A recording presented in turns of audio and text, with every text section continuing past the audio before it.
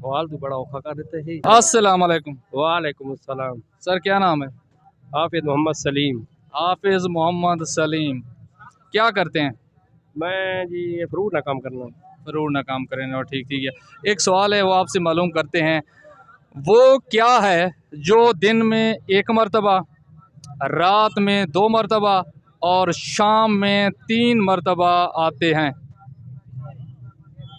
वो क्या चीज़ है? दिन में एक मरतबा, रात में 2 मरतबा, रात में 2 मरतबा, शाम में 3 मरतबा आते हैं। शाम में 3 मरतबा आते हैं।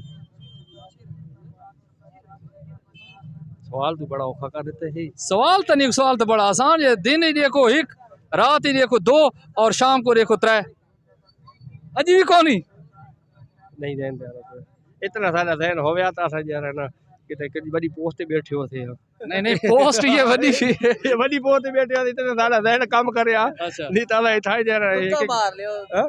तू कम आ रहे। नहीं नहीं तेरे खोलो थी वैसी ना। अच्छा, आप शो निवाने चाह, आप सुना सही। आप शो लेने चाह एक मग्गा बाल्टी नुक्ते, मग्गा बाल्टी नुक्ते 3 विच एक जवाब ठीक है जी। तो अजी पता नहीं लगना पाया।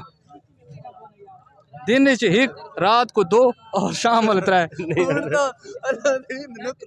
नहीं आ रहा प्याला। तोबा तोबा तोबा। ठीक है भाई, बहुत शुक्रिया, मेहरबान।